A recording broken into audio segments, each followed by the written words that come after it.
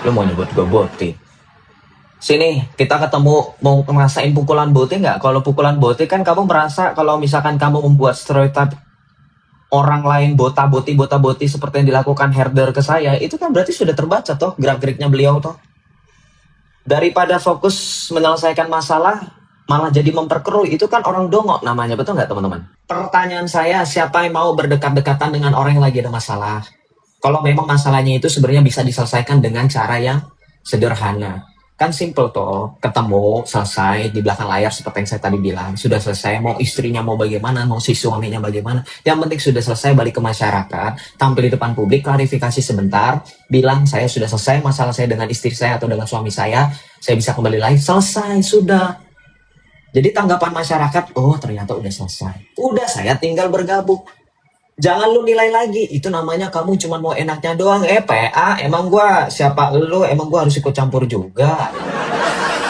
Pusing lah ngurusin orang yang stres. Malas saya, udah ya, saya nggak mau bahas lagi. Biarin aja dia mau katanya saya botik ya. Bilang dia, kalau belum ketemu saya jangan bilang orang lain botik. Kalau udah ketemu saya, kalau misalkan saya nggak berani, ini mendarat di rahang kamu, baru kamu bilang saya botik. Kalau ini belum sampai mendarat ke rahang kamu, baru kamu bilang saya boti. Jam 8 itu paling santer jam 9 saya sudah bangun. Betul. Saya buka Komal, tidak ada apologet yang bangun. Atau mereka sibuk. Mungkin mereka butuh ini. Betul. Kayaknya butuh ini. Karena begitu saya buka Komal pagi-pagi, saya cari, mana ini Komal? Ya, sering. Sekarang ini kok nggak ada yang buka. Oh, siap bang, siap bang. Tadi pagi, kemarin begitu terus. Jadi gimana mau dakwah kita ini bagus? Sementara saya mau solo, jaringan nggak bagus. Gitu. Kita kalah sama Pak Bom Bom. Nggak ada yang seperti Pak Bom Bom. Bisa 12 jam, 13 jam sendirian. Iya, betul. Jadi ya teman-teman apologet, dan bukan juga hanya apologet, Dinda. Siapapun, netizen kan juga ikut begadang. Mereka juga ikut tepuk tangan, mereka juga ikut ribut, tertawa. Maka ini, mereka butuh ini. Suplai nutrisi untuk menjaga kesehatan. Ini ada madu dan murah. Saya agak kaget. Berapa harganya? 40.000. 40.000. Sebanyak ini, Masya Allah. Allahu Akbar. Kenapa murah, teman-teman? Karena beliau langsung connect dengan sumber, dengan penghasil madunya. Bukan melalui banyak tangga-tangga, tapi langsung di tempatnya. Jadi murah. Jadi teman-teman netizen, silakan pesan madu ini di saudara kita. Di link deskripsi sudah ada juga. Ada di deskripsi ya, sehingga ya kita nonton itu bisa kuat. Percuma juga untuk nanti tidak masuk juga ilmunya kalau gitu. Assalamualaikum warahmatullahi wabarakatuh. Berjumpa lagi dengan Jadi HMC ya, channel mengedukasi dan menghibur. Bertambah lagi konfirmasi dari sesama apologet Kristen mengenai apa benar Joseph apologet Kristen Katolik itu adalah seorang boti atau tidak. Selama ini kita dengar dari kelompok herder bahwa Cecep alias Joseph ini adalah seorang boti, teman-teman. Tapi bukan boti HIV ya. Kalau boti HIV itu disematkan kepada Elia Miron oleh Lina Wijaya dan juga Agatha. Tapi kalau Cecep ini masih hanya boti. Belum terjangkit virus HIV. Belum terjangkit virus 3 huruf, kan begitu. Dan sebelumnya kita dengarkan itu dari versi herder, di mana kita tahu versi herder sedang berantem dengan yang namanya Joseph dan kekatolikan. Jadi memang terpecah. Mereka tidak akur antara kelompok Katolik dan kelompok Edistarian. Di mana kelompok herder ini atau Edistarian ini mengikuti junjungan mereka, yaitu Edis, dan mereka tidak terima saat Katolik mengatakan ajaran Edis itu sesat, membidat-bidatkan ajaran Edis. Jadi terjadi clash, terjadi bentrok. Oke lah, banyak dari teman-teman, terutama pendukung Joseph yang berkata, itu informasi bohong, itu fitnah, nggak mungkin lah seorang Joseph itu adalah boti, nggak mungkin lah. Orang tampangnya aja dia pakai ini kan, pakai jenggot gitu, tampangnya maco gitu, masa boti kan gitu. Nah, ini menarik teman-teman. Kalau musuhnya yang ngomong, mungkin kalian agak susah untuk mempercayai. Begitu juga dengan saya. Tapi baru-baru ini kita dikejutkan dengan pernyataan langsung dari RK tadi malam. Jadi RK teman-teman yang merupakan teman satu kelompok, teman dekat dari Joseph, ya sama-sama apologet Katolik, mengutarakan dan mengatakan bahwa Joseph itu adalah boti teman-teman ya. Jadi ini validasi dari seorang RK yang selama ini digambarkan sebagai abang rohani, mentor dari apologet-apologet Katolik yang baru-baru bermunculan, apologet Katolik yang unyu-unyu ini gitu kan. Dan salah satunya adalah Joseph ya, ada Joseph, Jackson, Mina gitu kan. Nah, ini dianggap adik-adiknya RK ini. Dan langsung teman-teman, astagfirullah, Joseph selama ini dikatakan boti oleh Herder, gak emosi dia. Dia gak emosi, dia anggap ini kan musuh ya, pendukung dia tidak mungkin percaya. Pendukung dia pasti lebih membela dia dan mempercayai apa yang disampaikan oleh Joseph, karena yang ngomong ini musuh, Herder gitu kan. Tapi begitu yang ngomong ini RK, emosi langsung Joseph teman-teman ya, emosi. Bahkan berani mengajak RK untuk naik ring ya. Dia bilang, ya udah coba tes dulu nih pukulan boti ke rahangmu ini ya. Astagfirullah. Aduh, saya sakit perut teman-teman ya. Saya begitu nonton sakit perut. Kalian bisa bayangkan ya, selama ini RK itu dianggap sebagai abangnya, mentornya, seniornya si Joseph ini. Karena sama-sama dari Katolik. Mereka ada grup WhatsApp sendiri gitu. Grup WhatsAppnya apologet Katolik. Ternyata RK membocorkan bahwa Joseph ini benaran adalah seorang boti teman-teman. Kalian bisa bayangkan ya, misal seandainya gini, Bang Zuma tiba-tiba ngomongin Kores gitu, atau ngomongin Goldian, orang percaya atau tidak menurut kalian? Tentunya kalau Bang Zuma yang ngomong, orang akan percaya kan. Begitu juga dengan orang-orang Katolik. Orang Katolik saja saat RK bilang Edis itu sesat, jangan lagi dukung Edis, jangan lagi donasi ke Edis, banyak yang ikut. Itulah kenapa Edis dan kroco-kroconya kesal sekali sama RK. Karena dianggap RK inilah biang kerok dari kaburnya, ya, dari pindahnya donatur-donatur Katolik dari kubu Edistarian ini. Apalagi kalau ngomong tentang Joseph, yang adik letingnya, yang merupakan juniornya gitu. Nah, ini yang seru teman-teman ya. Dan ini membuat Joseph langsung mau kutinju ini orangnya. Langsung ngajak ring RK teman-teman. Nah, ini menarik nih teman-teman. Apakah RK berani untuk naik ring, untuk tempur secara laki-laki gitu kan? Karena ajakannya, oh ini udah nggak bisa diskusi nih. Ini harus diselesaikan secara laki-laki nih di belakang. Ya, nggak bisa lagi diselesaikan dengan ngomong. Ya sudah, baku pukul aja, biar buktikan pukulan boti kuat atau tidak gitu kan. Nah, ini menarik teman-teman, kalau udah bicara pukulan boti kuat atau tidak. Sekali lagi teman-teman ya, boti itu kan sifat, ya, sifatnya yang menyukai sesama laki-laki. Tapi kalau bicara kekuatan ya jangan anggap remeh teman-teman. Bahkan kalau kita lihat orang-orang gay, ya mohon maaf ya, orang-orang gay ini secara fisik ngalahin kita teman-teman. Coba lihat di tempat-tempat fitness, yang GG itu kan badannya besar, badannya berotot, badannya bagus-bagus teman-teman, tapi G gitu kan. Ya secara fisik mereka lebih kuat ya. Ketemu sama kita babak belur kita. Mereka angkat beban terus, nge-gym mereka teman-teman. Jadi jangan main-main. Jadi kalau menurut saya ya, ini penilaian saya, kalau RK ketemu dengan Joseph di dalam ring tinju atau di dalam tempat pertempuran tarung tangan, ini pasti mati RK. Mati RK teman-teman. Ya, mati dia. Ngerasain pukulan boti dia. Biar tahu dia gimana rasanya pukulan boti menurut Joseph. Ya, Joseph yang bilang kan, ya udah kamu tes dulu pukulan boti ini. Ini menarik teman-teman. Kita saksikan dulu, tapi sebelum kita saksikan iklan dulu. Ya, ini saya nggak tahu nih teman-teman, belakangan ini entah kenapa pada hilang semua ya. Ini kok nggak ada lagi yang beli madu kita. Wih, mana nih? Yang suka madu silakan, link pembelian ada di deskripsi. Kita jualan madu, ada jual gula aren juga, dan kita ada jualan kopi juga ya. Ya saya nggak tahu lah, mau dibeli belilah, nggak mau beli ya wes lah ya. Kalau nggak beli paling kita cari cara untuk jualan yang lain atau kerjaan yang lain. Lu mau nyebut gue boti? Sini, kita ketemu, mau ngerasain pukulan boti nggak? Kalau pukulan boti kan kamu merasa kalau misalkan kamu membuat stereotip orang lain bota-boti seperti yang dilakukan herder ke saya, itu kan berarti sudah terbaca toh gerak-geriknya beliau toh. Daripada fokus menyelesaikan masalah, malah jadi memperkeruh, itu kan orang dongok namanya, betul nggak teman-teman? Ya, sudah ya, bagi saya kelar di sini saja. Kalau teman-teman ada lapor ke saya, ini rekaman ini jadi bukti dan jadi saksi, saya sudah pernah menanggapi. Saya sudah ngundang dia live bareng, kita ngobrol baik-baik dulu sebelum akhirnya saya juga emosi saya meledak. Setelah saya dengar barusan dia ngatain saya boti dan seterusnya.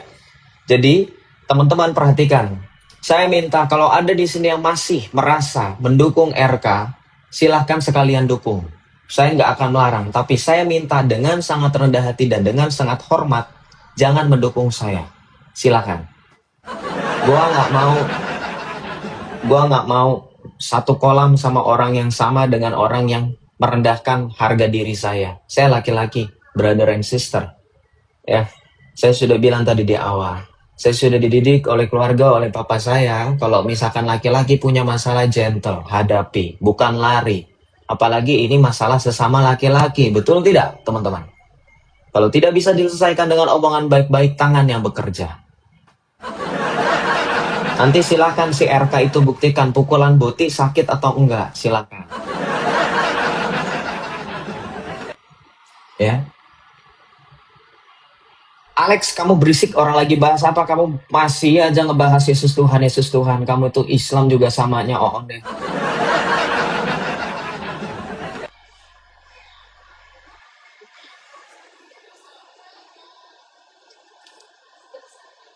Laki-laki itu bukan mulut yang bekerja, tangan dan kaki yang bekerja. Pekerja keras laki-laki itu tangan dan kaki yang bekerja, bukan mulut. Jadi kalau laki-laki yang mulutnya banyak bekerja, itu tanda tanya.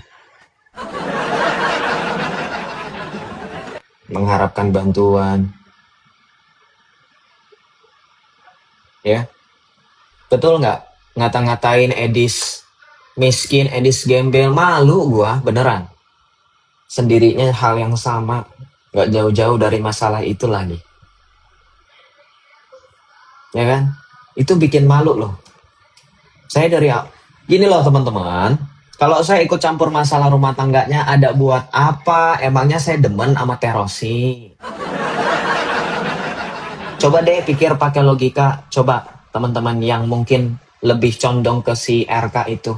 Yang, oh iya si Joseph ikut campur masalah rumah. Emang gue demen sama Terosi, satu. Emang gue dapet duit apa? Yang ada gue malah tambah runyam.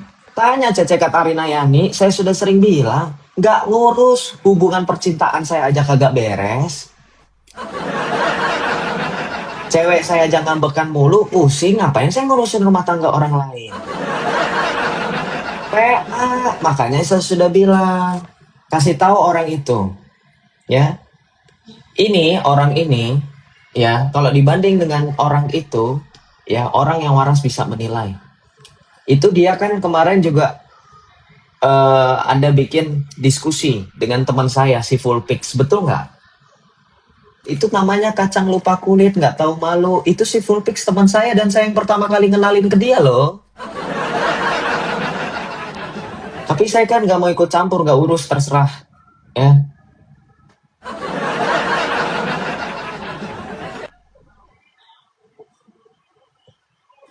Jadi jangan bikin malu, ya, malu sama herder.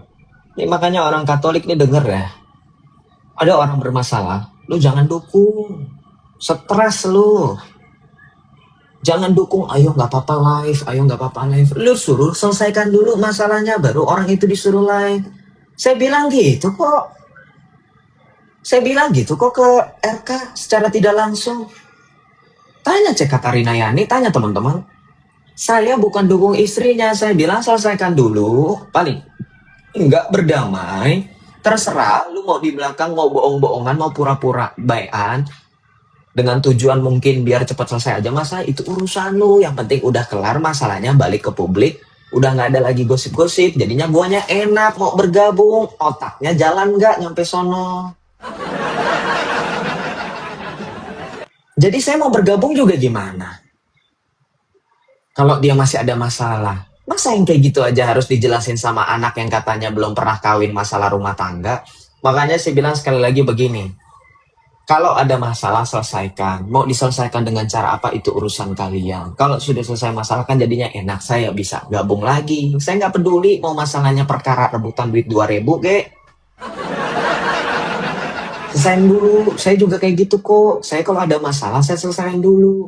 Waktu saya ada masalah salah paham terkait tentang menjelaskan tingkap-tingkap surga, ada yang ingat gak? Ini saya selalu bawa loh. Ini sebagai contoh konflik manajemen, penyelesaian konflik. Ketika ada yang salah paham mendengarkan penjelasan saya terkait tingkat-tingkap surga, yang surga bertingkat itu, padahal saya lagi menjelaskan surganya versi Islam, tapi kemudian yang bersangkutan malah menangkapnya saya lagi menjelaskan surga Katolik. Saya kan naik ke roomnya Romo Cafe. Saya nggak ada kabur. Saya nggak ada menyelesaikan masalah lewat chat, lewat pribadinya Romo, enggak. Saya naik ke live-nya. Selesaikan, selesai baru saya balik live lagi, begitu. On, udah tua, ngatain saya bocah, tapi penyelesaianmu nggak jauh lebih kayak bocah, bro. Kayak gitu harus diajarin. Kasih tahu tuh dia tuh, ya. Cara menyelesaikan masalah kayak gitu. Kalau dia mau didukung sama saya, selesaikan masalahnya. Terlepas dari dia mau balik lagi kayak mau apa kayak mau nikahnya 4 istri kayak urusan lu. Saya nggak pernah ada urusan. Yang penting balik ke masyarakat sudah selesai. Jadi orang itu gini loh, teman-teman harus tahu ya. Ketika kita ada pepatah yang mengatakan begini, bergaul dengan tukang parfum kita kebagian wanginya, betul nggak? Saya nggak munafik, saya nggak mau sembarang pilih teman.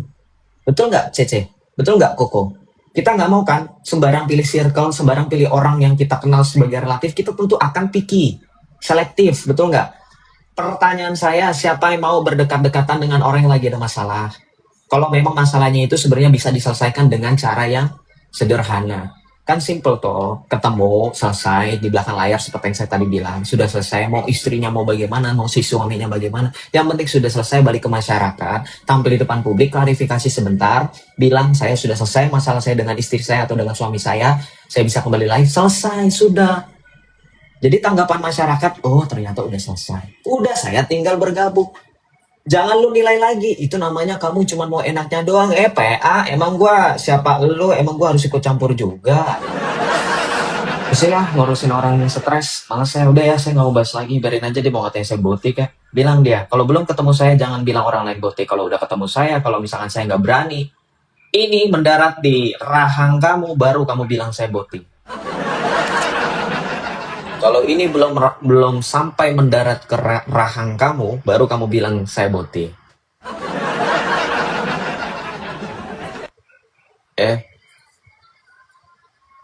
Tapi kalau ini sudah sampai mendarat di rahang kamu, silakan kasih testimoni. Ya, saya nggak main-main tuh, tanya si Evo tuh. Hanya orang-orang tertentu yang tahu kehidupan pribadi saya. Nggak semua orang harus tahu, dan saya juga tidak suka untuk diketahui. Jadi hanya orang-orang tertentu. Silakan tanya tuh sama si Evo, sama si William tuh, teman-teman ateis. Mereka kan tidak ada kecenderungan untuk bongkar-bongkar dan doxing-doxing kan. Dan lagi juga mereka pemikirannya lebih open-minded. Jadi saya lebih percaya dengan mereka. Even saya nggak pernah ketemu mereka secara tatap muka. Karena memang pure intensi mereka bukan untuk mengajak atau mencari keuntungan dari diskusi. Karena mereka memang pertama saat seumuran dengan saya. Jadi kalau misalkan saya ngomong, tanya sama mereka, karena mereka punya akses untuk bisa tahu kehidupan pribadi saya melalui akun sosial media saya. Silahkan tanya. Iya, shalom Bunda, itu saja. Saya cuma mau klarifikasi sebentar. Iya, salve Cece juga. Ya. Oke, kita lanjut. Ada teman-teman Islam di sini mau diskusi? Mau membahas siapa? Mau membahas tentang Muhammad? Silakan.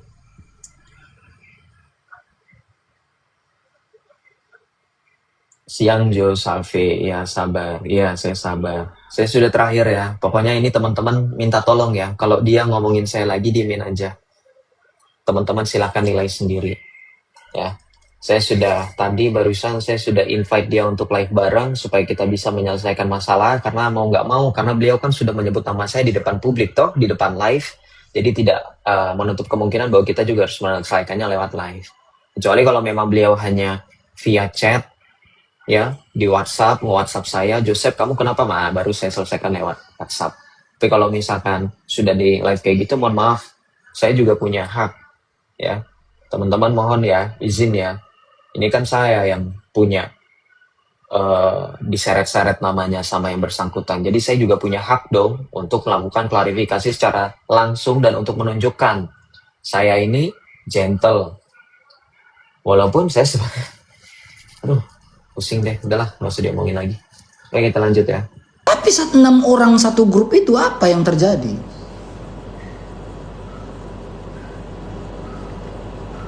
Harusnya bilang, Kak Rosi jangan Kak Rosi ya, udah ya. Ini Mina kompor. Aduh. Jadi memang cara kalian tuh memang cara pecundang di hadapan saya.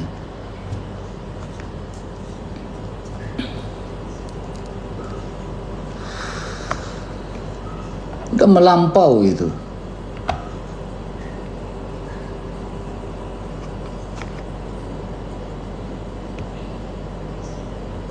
Cara kalian ini cara licik. Bukan gitu cara mau bersaing dengan RK. Mereka baik, cuma RK aja yang emosian. Mau Bunda Maria ini saya buka?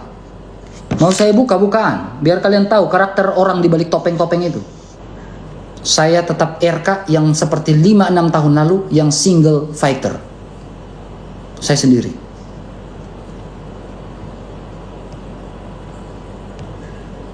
Seorang RK yang kalian bilang gurunda RK. Ya, saya tetap dengan versi gurunda RK yang mengalahkan Juma. Saya dengan versi terbaik saya, RK is back.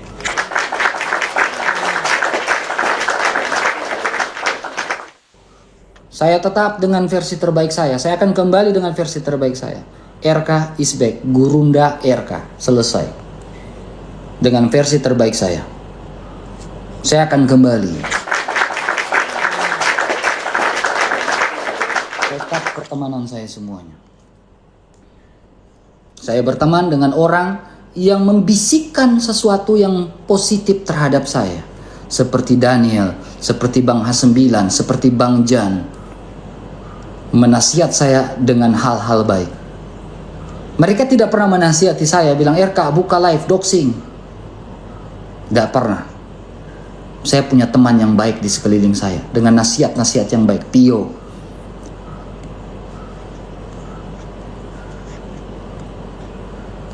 Saya dengan versi saya yang dengan orang-orang yang baik. Saya tidak mau lagi bergabung dengan orang yang versi yang kurang bagus. Mata pisau itu teman saya itu. Tidak ada, saya tidak pernah ada masalah dengan mata pisau. Ngapain saya ke Jackson? Saya punya room sendiri kok. Pansos dengan saya, mau pansos dengan RK. Hah? Naik ke room saya mau pansos. Hah? Saya bakal comeback. Ini saya sudah katakan, RK is back. Elia Miron. Elia Myron. Hormat. Kakak Elia, hormat. Hormat. Kalau Elia Meran, hormat. Kalau kakak Elia Meran mah, dia mau maki-maki saya pun saya diam aja lah. Diam. Karena nasihatnya baik-baik semua itu Elia Meran. Baginda Elia Meran, hormat. Saya no comment dengan kamu Elia Meran, hormat. Nasihat kamu terbaik lah. Nasihat kamu terbaik Elia Meran, serius. Dia bilang jujur nasihatnya luar biasa. RK, kamu tetap dengan pewartaan kamu. Jangan pusing dengan yang lain-lain. Pewartaan kamu luar biasa. Hormat Elia Meron, hormat. Ini nasihat yang baik. Luar biasa, saya suka. Hormat Elia Meron. Yang baik saya bilang baik. Mina lagi doxing kau sayang. Doxing, memang kelakuannya tukang doxing. Mina mau doxing saya, memang doxing. Nanti malu-maluin tuh. Lah orang Katolik kok tukang doxing?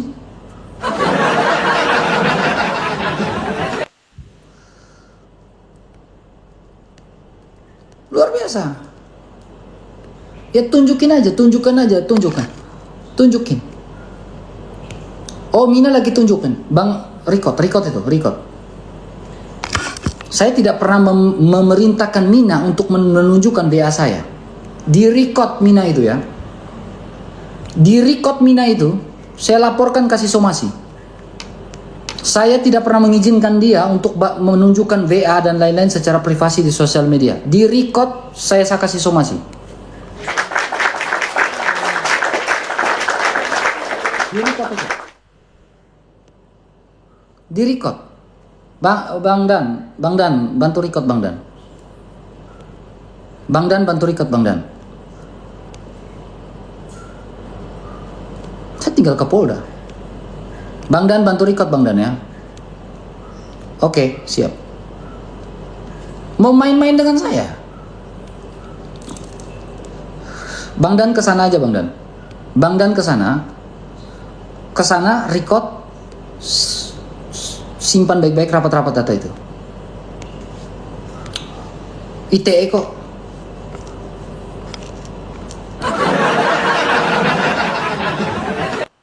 Record semuanya. Memain-main dengan saya. Jangan kaget. Kasar saya buat nanti.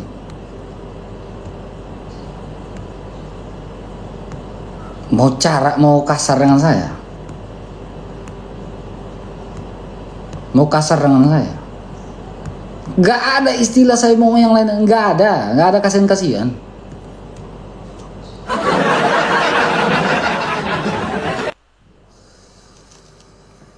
Gak pecah-pecah. Record itu Bang Dan. Dia tunjukkan semuanya, record. Di record. Oh, saya pikir yang di Mina. Kalau di saya kan gak mungkin kan. Record semuanya. Kulaporkan. Bodoh amat.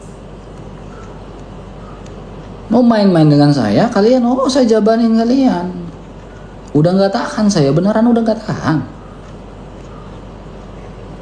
Nah, buka di situ, nanti saya record di situ, saya laporkan dia.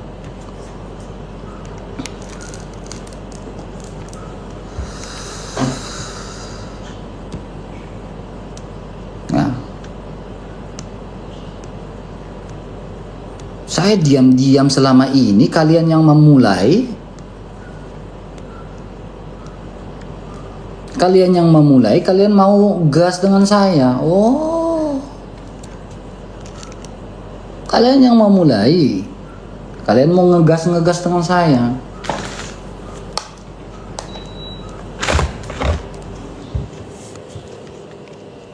Oke, kena delik dia. Saya langsung ke Polda nih. Yang penting ada rekotan, saya langsung ke Polda.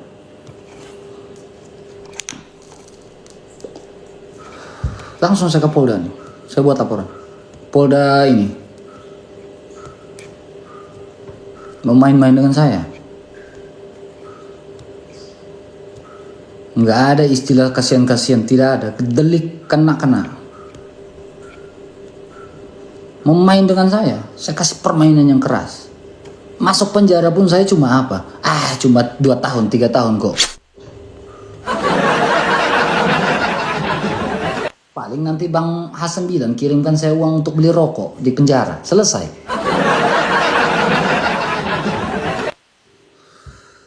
Iya. Bukan takut. Itu ITE. Kau tinggal di Indonesia ada undang-undang. Kita pakai undang-undang. Mau main-main dengan saya? Yuk kita main-main. Ayo. Di-record Bang.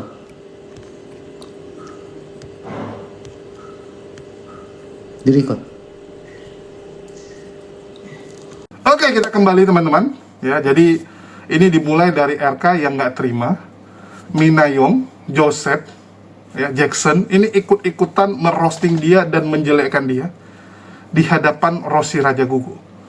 Walaupun mereka bilang nggak ada, ya, mereka tidak melakukan itu. Tapi RK punya orang dalam, RK punya informan. Apalagi dia sampai tahu ada grup WhatsApp yang isinya Rossi dan apologet-apologet Katolik yang dia anggap sebagai junior dia. dan dia baca isi chatnya, bukannya menasehati, bukannya meredahkan, tetapi malah ikut mengompori, ikut menjelekkan RK, ikut mengambil kesempatan supaya RK jatuh dan donatur-donatur Katoliknya bisa pindah ke mereka. Inilah yang dianggap RK sebagai menusuk dia dari belakang. Bukannya mendukung, malah menikam dia. Padahal selama ini menganggap dia sebagai abang. Ya, kalian anggap abang, tapi tega kalian tusuk dari belakang.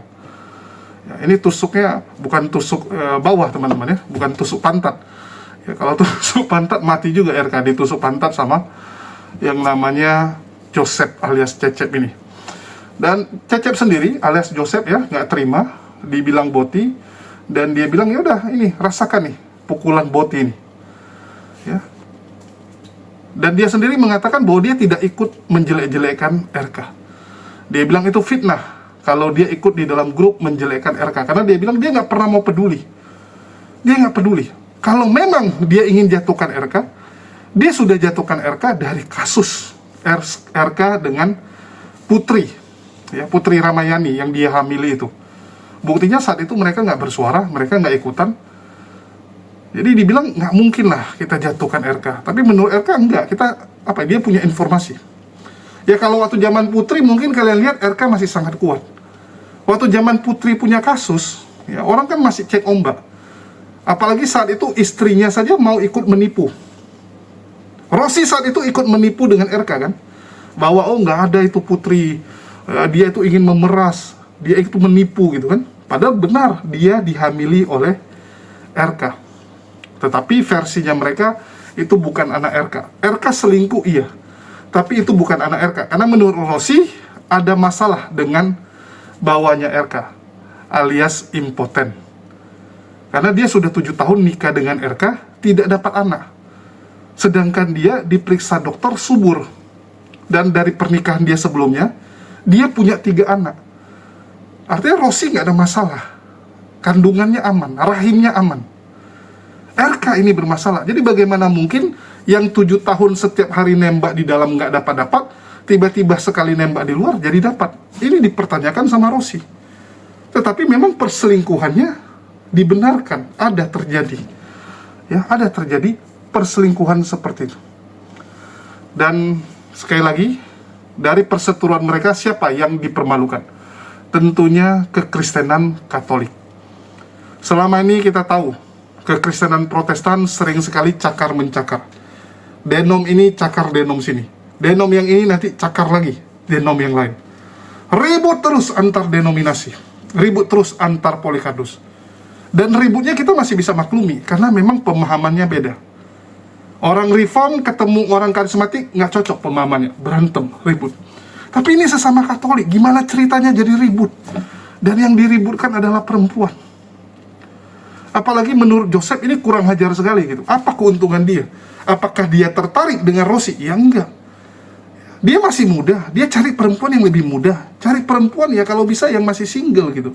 Ngapain dia sama istri orang? Udah tua lagi, menurut Joseph. Ya, menurut Joseph, karena dia gak ada ketertarikan dengan Rosi. Jadi kenapa dia dilibatkan? Betul, kamu tidak tertarik sama Rosi. Tapi kamu tertarik dengan donaturnya RK. Donatur yang berhasil membuat RK membangun rumah, membangun studio, ya, membeli mobil. Kan dari donatur dia bilang. Jadi itulah yang membuat banyak apologet Katolik yang unyu-unyu ini iri dengan pencapaian RK. Kenapa bisa iri? Ya karena memang mereka diselimuti oleh setan itu, teman-teman. Yang membedakan apologet Islam dan apologet Kristen, mohon maaf, kalian boleh cek, teman-teman. Kalian jangan percaya saya. Sekali lagi, jangan percaya saya. Tapi kalian boleh tonton konten-konten selama ini yang muncul, yang bisa kalian akses, yang bisa kalian lihat. Coba lihat, Edis mengatakan banyak apologet Kristen yang iri dengan dirinya, iri dengan pencapaiannya. Pak Bom Bom juga dulu ngomongnya gitu, orang-orang iri dengan donatur dia.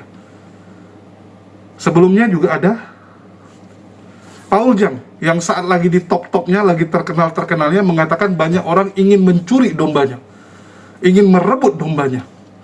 Artinya antar mereka irinya sangat luar biasa. Ini berbeda dengan apologet Islam. Kita ambil contoh di apologet Islam, teman-teman. Yang paling top sekarang siapa? Bang Zuma. Ada nggak di antara kami yang iri? No, kita malah senang dan mensupport. Kita bangga punya abang yang bisa seperti itu. Adakah yang iri? Ada. Yang sifatnya sudah mulai tertular oleh Oten. Contohnya siapa? Sandi Permana, BAB.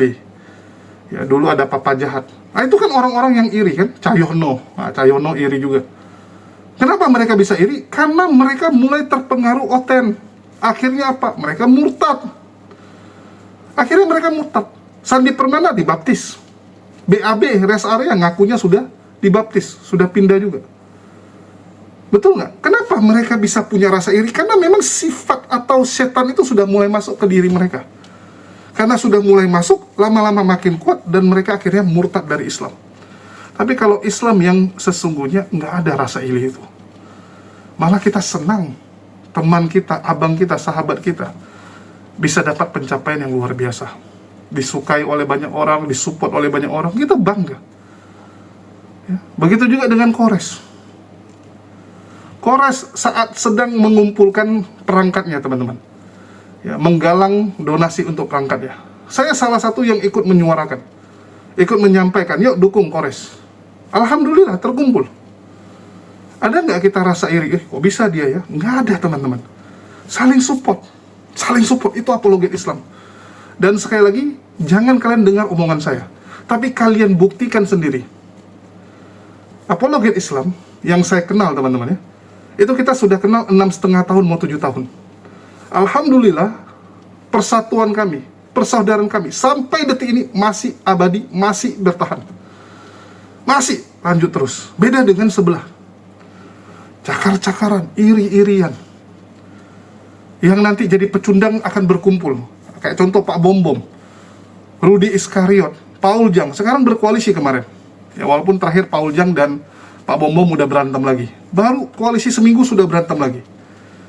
Kenapa mereka sempat berkoalisi? Karena mereka sama-sama ada di kelompok pecundang. Kelompok yang sudah dilupakan dan tinggalkan. Bersatu karena itu. Jadi semua gara-gara uang. Di otak mereka uang. Ah, mana ada itu karena uang. Loh, buktinya RK mengatakan apa? Mereka ingin merebut donatur-donatur RK. Mereka ingin menjatuhkan RK untuk mengambil kesempatan dari RK. Betul nggak? Yang ngomong RK, teman-teman. Kalau saya ngomong, oke lah. Kalian bilang, enggak lah, kita nggak mau percaya gitu. Ini sesama apologet Kristen yang ngomong loh. Memang ada iri-irian. Saling sikut untuk merebutkan donatur. Dan kalian, para donatur-donatur, kalian cuma dimanfaatkan. Mereka ini tidak sedang membela iman Kristen. Mereka hanya menjadikan Kristen sebagai barang jualan dan sebagai tameng. Ya. Mereka tuh nggak bela Kristen. Yang bela Kristen itu panti asuhan, misionaris yang benar-benar tulus. Itu yang seharusnya kalian dukung. Jangan Polycarpus ini. Mereka inilah penista kekristenan sesungguhnya. Mereka inilah yang mencoreng nama Kristen. Jangan, teman-teman. Tapi ya, balik lagi ya. Saya cuma menampilkan data. Saya cuma tunjukkan bukti-bukti. Selebihnya, kalian yang analisa, kalian yang pikirkan. Joseph sendiri ngamuk setelah dibongkar bahwa dia adalah boti. Yang jadi pertanyaan, kenapa dia begitu marah, begitu dibilang boti oleh RK? Selama ini dia santai saja kok. Selama ini dia nggak kejang-kejang kok. Kenapa jadi marah? Kalau memang bukan, ya tanggapilah secukupnya. Saya sering difitnah oleh Polycarpus. Sering sekali difitnah, teman-teman. Coba lihat tanggapan saya, kita ketawa saja. Paling kita tanggapi ya secukupnya saja. Kenapa kita tanggapi secukupnya? Karena kalau nggak ditanggapi, nanti ngelunjak. Nanti dikira orang benaran. Karena kebohongan yang terus diulang-ulang, nanti akan dipercaya sebagai fakta kalau kebenarannya diam. Kebenaran ini nggak boleh diam, harus bersuara. Ini bukan di film, ya. Bukan di film yang orang baik yang diam, yang terzolimi, itu nanti ujungnya menang sendiri gitu. Enggak. Harus kita perjuangkan. Ya. Harus ada ikhtiar dari kita. Bagaimana kita meluruskan ini semua. Dan buat Joseph, ya, sekali lagi, kalau kamu memang bukan boti, santai saja. Waktu yang akan membuktikan. Waktu. Tapi dengan paniknya kamu karena RK yang ngomong, karena orang terdekat yang ngomong, ini malah membuat orang makin curiga. Artinya benarlah si Joseph ini adalah seorang boti. Tapi ya itu sekali lagi, agak mendingnya nggak ditambah kata 3 huruf, kata penyakit 3 huruf. Ya, kalau nggak kasihan gitu. Buat Joseph bertobatlah selagi sempat. Hidup itu sementara, teman-teman. Hidup itu sementara. Jangan kita menggadaikan kekekalan untuk kepuasan, kenikmatan dunia saja. Nggak ada gunanya. Ya, saya berharap Joseph ya masih bisa bertobat. Walaupun, sekali lagi, dia adalah orang yang sering menghujat, menghina Islam, bahkan ngaku-ngaku murtadin, padahal kita sudah cek, kita punya datanya. Nama aslinya, siapa dia. Kristen dari lahir kok.